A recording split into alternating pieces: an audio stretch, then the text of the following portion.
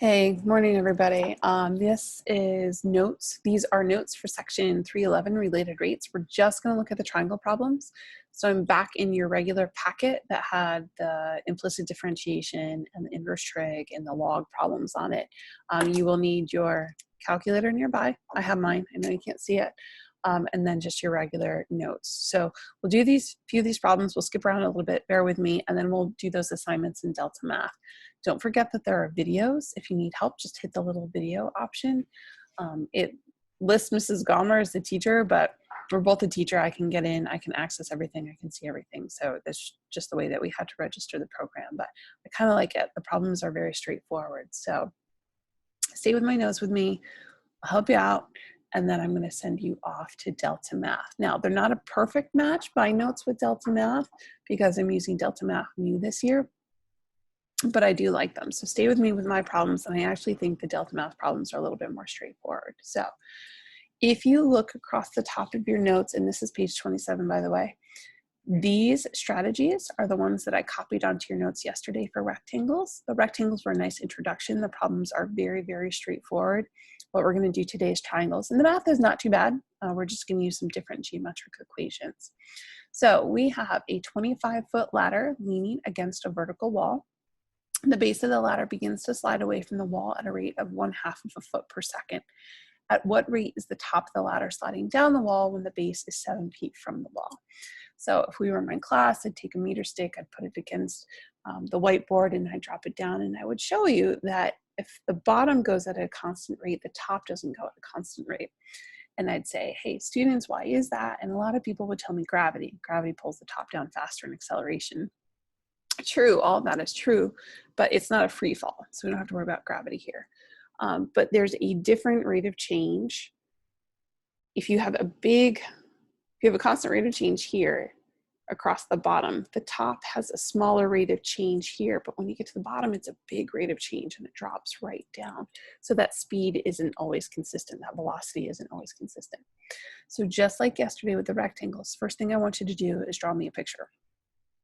So I always draw a building, not a fancy building. There's my building. Here's my ground, and I draw in a ladder. Now, the key for these problems is anything that's moving is a variable and remains a variable. What do I mean by that? The base of the ladder is being pulled away. So this distance is changing, that's a B. This distance is changing, that's an H. I don't want a triangle there, friend. Let's try again. An H. But the length of the ladder is not moving. That's not changing. That's 25 feet. So if it's 25 feet and stays the same, that's totally fine. Just like yesterday, I want to jot down, what do we know? What do we need to find? Well, we know that the base of the ladder is traveling away at 1/2 of a foot per second. According to the variables that we have on our picture, that is dB, B for base, dt. And it's getting bigger, so we'll keep it positive. We want to find, well, how is the top of that ladder coming down? That's dH, dt. And when are we taking that snapshot? When do we want to know when that velocity, when we're taking a picture of this whole scenario? When the base is 7 feet away from the wall.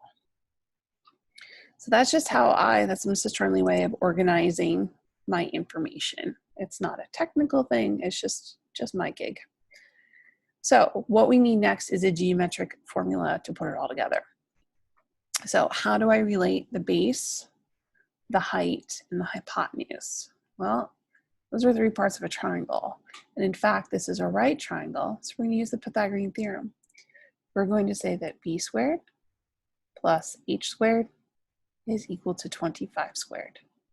Remember, for Pythagorean theorem, it's the hypotenuse. That's the one that's lonely all there by itself. From this point, we are going to find the derivative. And the derivative of b squared, the derivative with respect to time, I should say, the derivative of b squared is going to be 2b dB dt. The derivative of h squared is 2h dH dt. And the derivative of 25 squared, yeah, you can move the 2 to the front and multiply by 25, but here's the deal. It's a constant. 25 squared is 625, so the derivative of that is 0. 0, 0, 0, 0. Also, the length of the ladder isn't moving. That makes sense. It doesn't have a rate of change. Now, you want to, well, we can make our algebra lives a little bit easier and divide everything by 2. Divide by 2, divide by 2, divide by 2. So we have b db dt plus h dh dt is equal to 0. Then what do? Well, we put in the values that we have. If we look up above, we know that dB dt is half of a foot per second. So let's insert that here. We know that the base is 7 feet. So let's insert that here. The height, we'll come back to that. And dH dt, that's what we're solving for. That's what we want to find. So that stays exactly the same. Equals 0. Now, what's missing? My height is missing. They didn't give it to me in the problem. I didn't miss it somewhere, but I can go back and find it. So what we need to do is another mini baby Pythagorean theorem. And I'm going to zoom way in over here. So here's my new Pythagorean theorem. My ladder's still 25. The height is what we're looking for, but the base, my h's I guess look like triangles.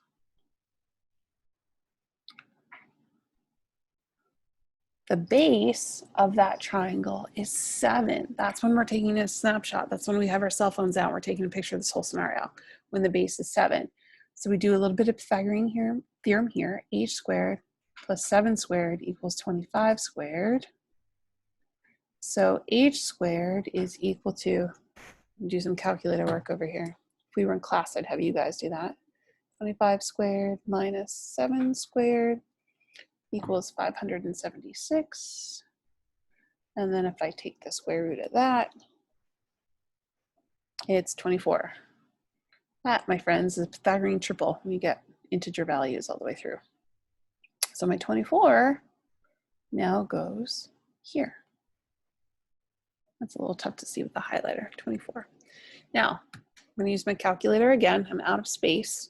I'm going to multiply these, subtract them to the other side, and divide by 24. But I'm only going to write the final answer here because that's all I have space for. So dH dt is equal to 7 times 1/2.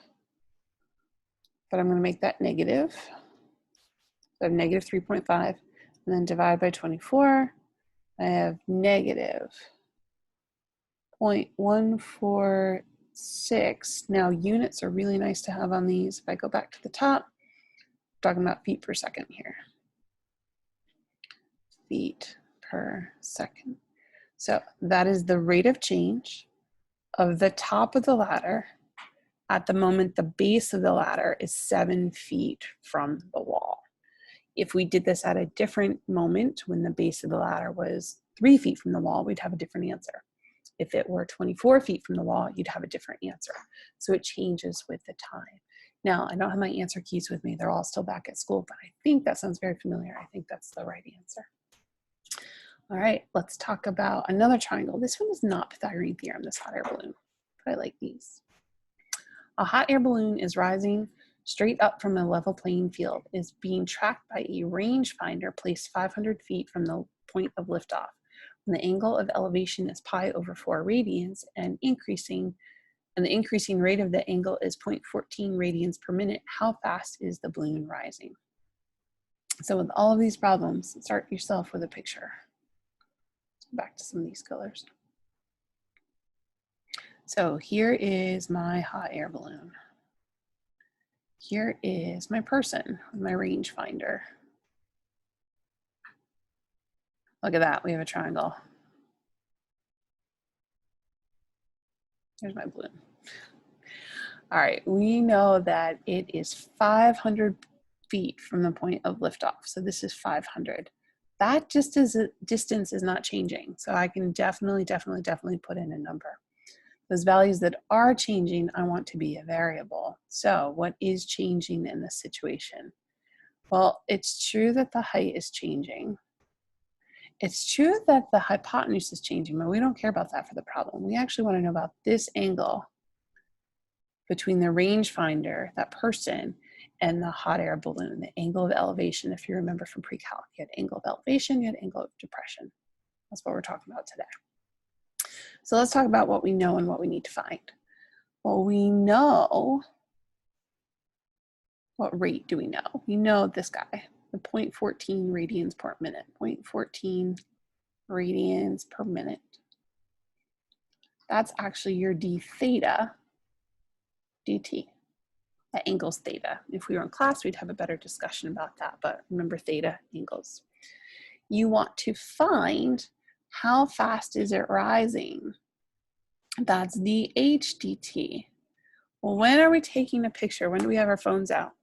When are we taking a picture of this thing? You are taking a picture when the angle of elevation is pi over 4. So this vertical line again means the word when. Theta is pi over 4.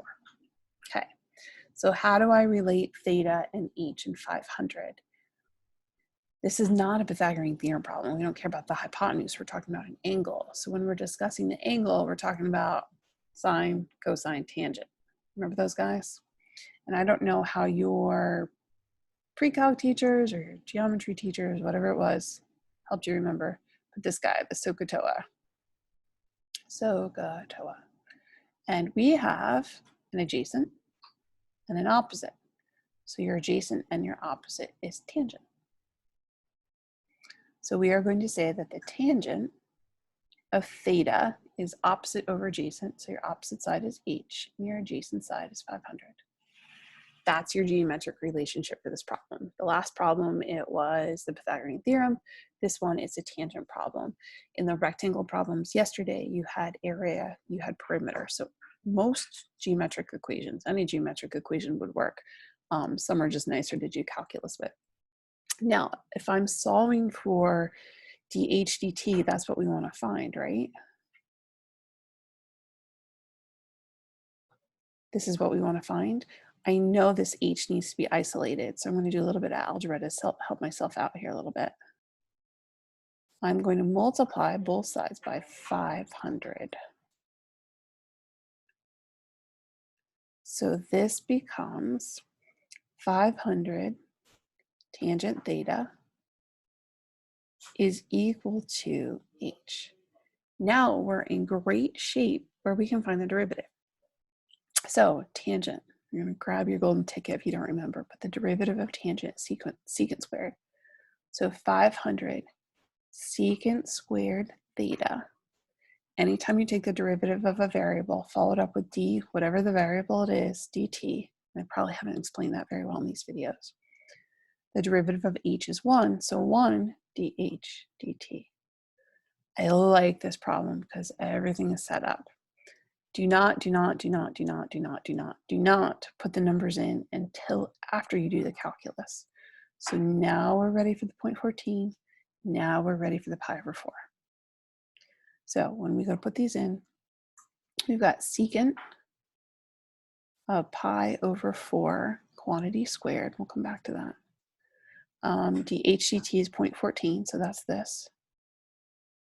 Oh, d theta dt, excuse me, I said the wrong thing. D theta dt.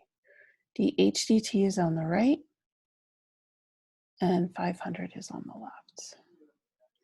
And I'm out of space here again, but that's okay. Now, secant is on the unit circle. It's not in your calculator. For all the buttons they give us in our calculator, they don't give us secant, cosecant, cotangent. I think it's a domain thing. I don't really know the answer to that, but those options are not there. But secant, if you recall, is actually related to cosine. So another way you could do this is 500, 1 over, is the reciprocal, 1 over cosine of pi over 4 quantity squared times 0.14. And this is dh dt. So in your calculator, make sure you're in radians. Remember, under mode. There's my camera. Radians. If you've been doing physics or chemistry or something else right now, You may not be in radians. So I'm going to make sure I'm in radians. I'm going to say cosine. I know you can't see this. Pi divided by 4. I am going to say 1 divided by that answer. 1 divided by that answer.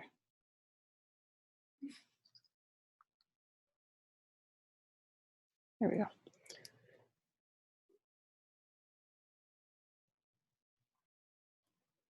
Hold on. I'm having calculator issues. Cosine. Feel like I haven't used this in weeks. Pi divided by 4. 1 divided by a second function answer. There we go. So that's how I have my secant value. Then I'm going to square it.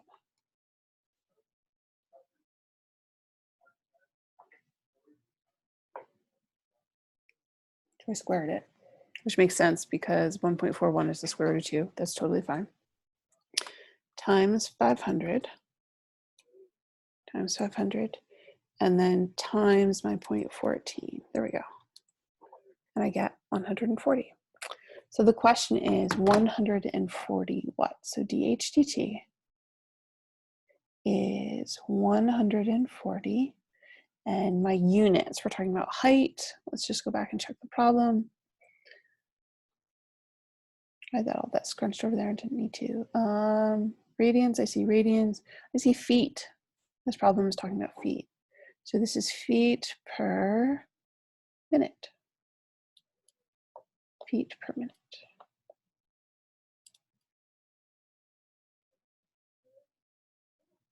Great job. Okay, there we go, 140 feet per minute. All right, now example number 3 is a balloon, which is a sphere. We're gonna do that tomorrow. Example number 4 is a conical tank. We're not gonna talk about cones. They're always, always, always a challenge, but we're gonna skip over those. And then we're on worksheet number 7. So we're gonna pick out the triangle problems here on worksheet number 7 and chat about those. Number 1 is a triangle. We'll come back to that. Number 2 is a triangle. We'll do. Number 3 is a triangle. So we're going to do, no, excuse me, not number 3, number 4. We're going to do 1, 2, and 4. And in fact, we're going to do them in the order 2, 4, and then 1. So for number 2, a boat is pulled into a dock by means of a pulley on the dock. The rope is attached to the bow of the boat at a point 10 feet below the pulley. How fast must the rope be pulled in if the boat is to approach the dock at 12 feet per minute when there are 26 feet of rope out? Now, I'm not a boater. If we all live near the ocean, this might be a different problem, but don't mind my drawing. So here's my dock. Those are my notes. Here's my dock. Here's my water. Here's my boat. Here's my pulley. Here's the rope. Here's somebody up on the dock pulling in the pulley. Here is the triangle that we're talking about. So there's the height between the bottom of the pulley, the distance to the boat, and this. So there's my triangle, and what I didn't show you was the rope. So let's make the rope orange. So here's the rope, here's my guy, and attached to the boat. I made that a little bit close, but I think we can make that work. So what do we know? We know for certain, and it is not changing, the height between the pulley and the bow of the boat is 10 feet. That is not changing. So that's gonna be 10. What is changing? Well, the boat, we want to be pulling the boat in, so that's changing. So I'm going to go with an X here. And then the length of the rope is changing, the amount of rope that's out. I don't care about the rope between the person and the pulley. This, don't care. Over here, don't care. I do care here. I want to know about the hypotenuse. So again, we're going to ask ourselves, what do we know? What do we need to find? So we know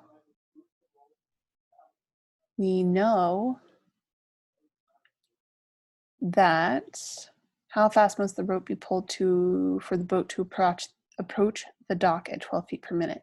So that's my X on the bottom. So I know dx dt is 12 feet per minute. I want to find how fast do I have to pull the rope in? That was the y distance. I want to find dy dt when there are 26 feet of rope out. So y equals 26 feet. And then I have to ask myself, okay, how do I relate the 10, the x, and the y? That's Pythagorean theorem. So my Pythagorean theorem, I'm going to say, excuse me, x, the distance across the bottom, plus my height, which is 10, is equal to the hypotenuse, which is y squared. X squared plus 10 squared equals y squared. All right, and sorry about that. So we have the geometric equation that x squared plus 10 squared equals y squared. Now we want to take the derivative of that. So the derivative would be 2x dx dt. The derivative of 10 squared, well, 10 squared is 100, and the derivative of a constant is always 0. And the derivative of y squared is 2y dy dt. Again, we can save ourselves some work by doing some good algebra. We can divide everything by 2. So some of you on your work do 1 whole divided by 2. I'd really rather you have 2 divided by 2. So the equal sign, you can't really divide an equal sign, so keep them separate. This becomes x dx dt is equal to y dy dt. And then you fill in the information that I know. So I'm looking over here to the left. I know that dx dt is 12. I know that y is 26. I know that dy dt is what we're looking to solve for. Again, x, they didn't tell me what it was, just like that example we had before. So what we need to do is come over here and do a mini Pythagorean theorem. I know that this is 10. This is really the same triangle, just slightly different proportion, but it's the same values. I know that there are 26 feet of rope out, so that's the hypotenuse. And x is unknown. So here's our little Pythagorean theorem. X squared plus 10 squared is equal to 26. I think this is a 5, 12, 13. If I do a little bit of calculator math, pretty sure we're going to get 24, but let's just double check. 26 squared minus 10 squared is 576. The square root of 576 is 24. So x is equal to 24. No problem. I'm going to take that 24 we just found, put it in place of the x. Let's do a little bit of multiplying here. So 24 times 12 divided by 26 gives us our final answer here. So dy dt, don't mind the problem below, is equal to, in my calculator, 11.077. My units are going to be feet per minute because that's what the problem's written in. There we go. I'm going to come back to another example in just a sec.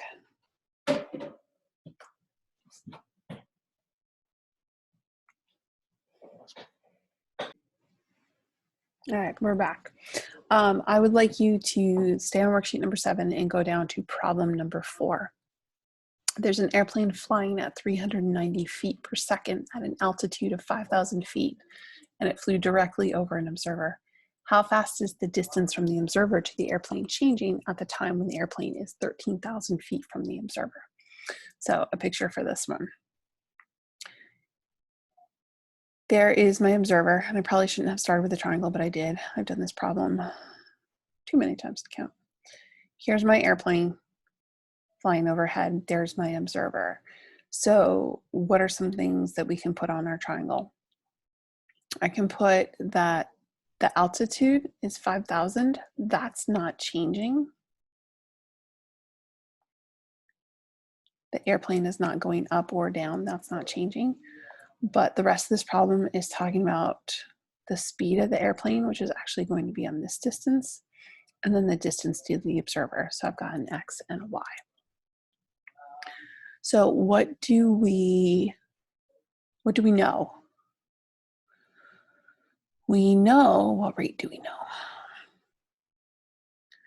We know that the airplane is 390 feet per second. So that's up here by your X. So we know that dx dt is 390 feet per second.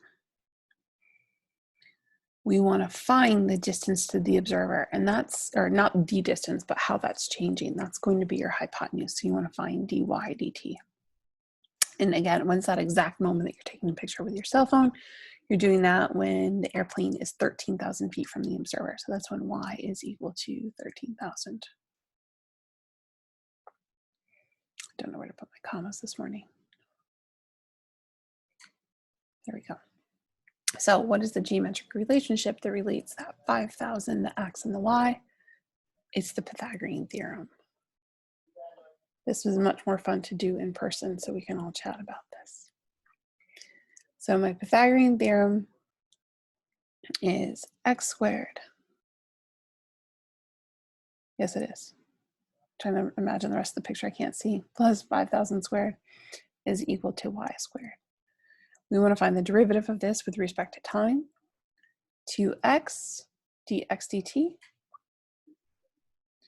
plus the derivative of 5,000 squared. Well, that's a constant, so the derivative is going to be 0. Don't care what it is.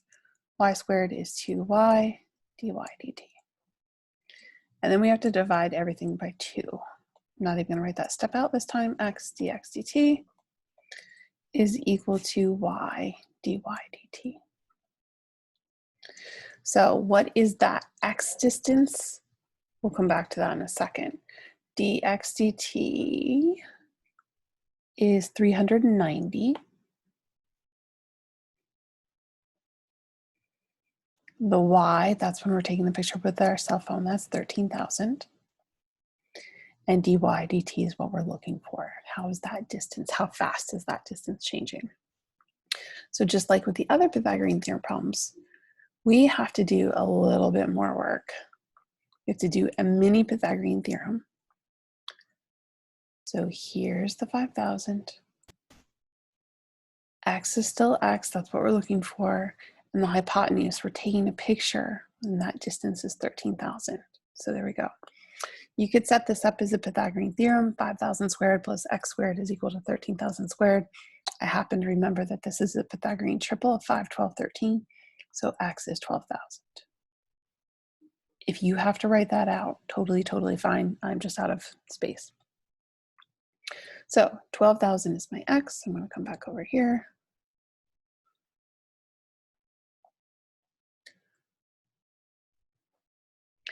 I am going to do a little bit of calculator work. I am going to multiply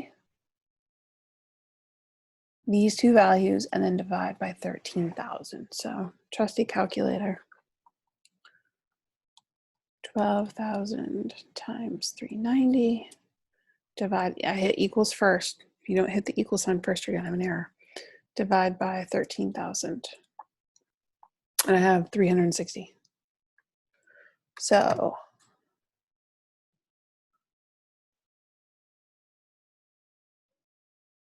dy dt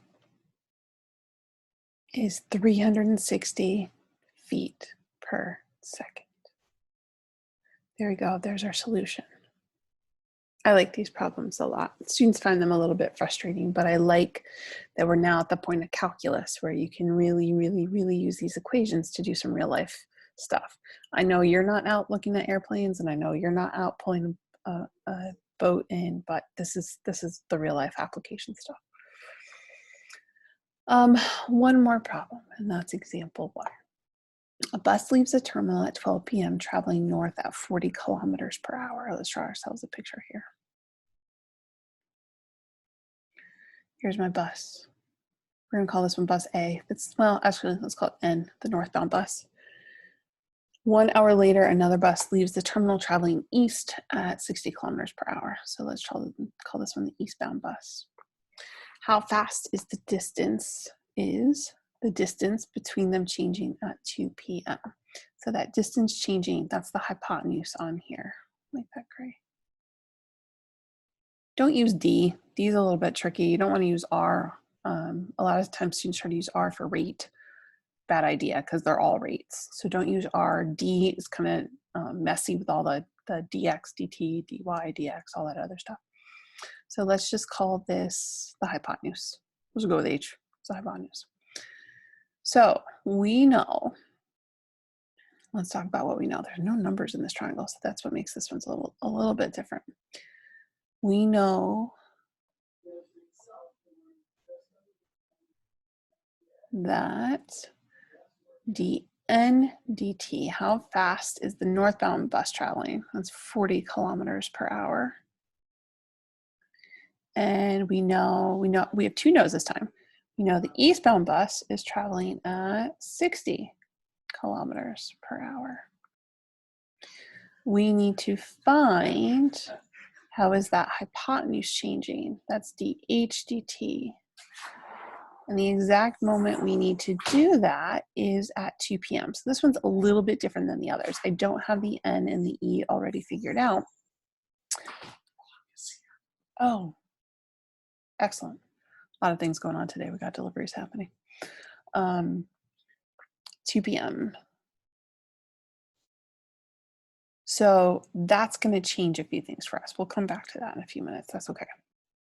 How do I relate n, e, and h? Well, I have a right triangle again. It's Pythagorean theorem. So this is n squared plus e squared is equal to h squared. And we're going to find the derivative, but there are no numbers in this one. So this one is 2n dn dt plus 2e dE dt is equal to 2h dH dt. Again, go through and divide everything by 2. Just get that out of there and make our algebra a little bit easier. So we've got n dn dt plus e dE dt is equal to h dH dt. And then fill in, what do we know? That northbound bus, how fast was that one going? 40 kilometers per hour. Maybe we're in Canada. So this one's 40. The eastbound bus was at 60 kilometers per hour. H, we don't know, E, we don't know, and we don't know just yet. We'll come back to those. And dH dt, that's what we're solving for, so I'm going to leave that in there as dH dt. All right, let's talk about N, E, and H. This is a long video. You're being very patient. That northbound bus. Let's talk about our northbound bus. Our northbound bus is traveling at 40 kilometers per hour. It left at noon. We're talking about 2 p.m. So how long did it travel? Traveled for 2 hours. So these problems always remind me of stoichiometry. I know, it's a bad word from chemistry. Remind me of stoichiometry, but I'm really doing rate times time is equal to distance. So 40 times 2 is traveled 80 kilometers. So that is our northbound bus. You're going to do the same thing with your eastbound bus. Our eastbound bus was traveling at 60 kilometers per hour. But that one left at 1 p.m. We're talking about 2 p.m. So that one only traveled for 1 hour. So this one has traveled 60 kilometers. So while that information wasn't directly given to us, we can figure it out. So N is 80, E is 60. N is 80 and E is 60. This is by virtue that my bus was traveling for 1 hour. That's why they're both 60. Don't imagine that they have to be the same. One more thing we are missing, folks, and that is the H, that hypotenuse. So just like we did in the other problems, we have to do a mini Pythagorean theorem. Definitely out of space. What do we got? 680, 60. So come down here. The northbound went 80 kilometers. The eastbound went 60 kilometers. I need to find H. So 80 squared plus 60 squared.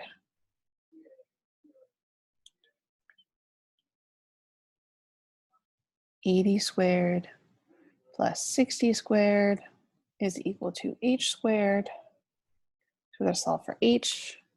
Got my calculator again. 80 squared. Nope, that's clear. 80 squared plus 60 squared equals 10,000. Let me take the square root of 10,000. We get 100. Because this is a 3, 4, 5 triangle now that I look at that.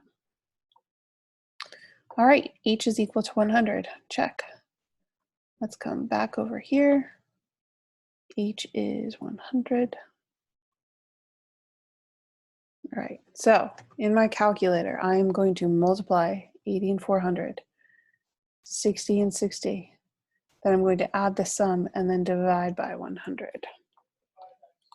So 80 times 40 plus 60 times 60, divide by 100 is 68. So that's how I did that in my calculator, if you need to see. So 68 kilometers per hour is how the distance between the two buses is changing. Why you want to know that, I'm not sure, other than we can do a calculus problem.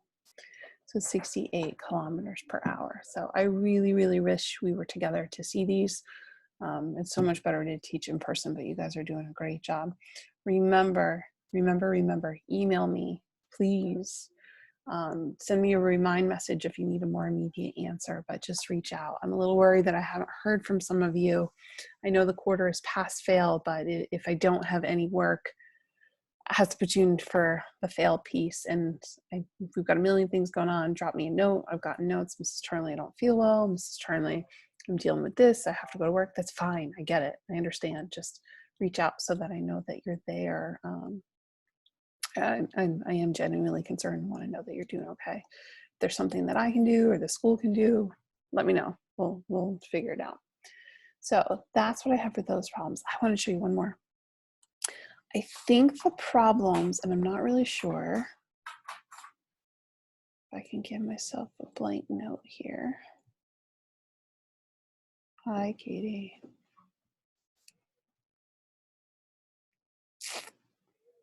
Can I insert a page? I don't know if I can insert a page. Don't worry about that. Just let me get rid of all this. Look at that. I just had the add page option. Hey, look, here's blank page. What we need to do here.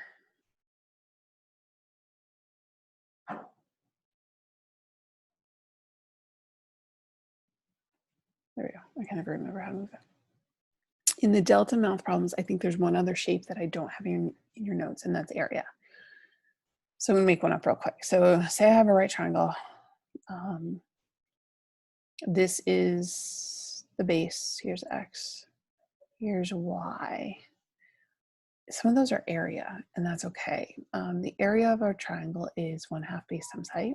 So for us, it's 1/2 X times Y. Still write out what do you know, what do you need to find, but when you go to find the derivative of this thing, X is being multiplied by Y, so therefore it's a product rule. So here's how I would look at it. Area is 1/2 X, and put those two together, times Y. So when I go to find the derivative, it's a product rule. So it would be dA dt is the first times the derivative of the second, but the derivative of y is 1 dy dt. I was looking over some of your implicit work. Make sure you're putting those in on the first step. Some of you are waiting too long to do that. Plus y times the derivative of the first, which is 1/2. So dA dt, what did I forget? I forgot dx dt over here. Don't forget that piece.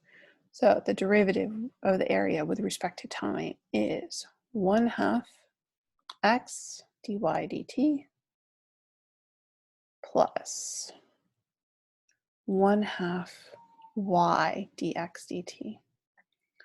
And then you can fill in whatever pieces you know, whatever you need to find, whatever's given in the problem. So just know the area is a product rule. So great job. Keep it up. Email me. Send me questions on Google Classroom, whatever it is. We'll help you out.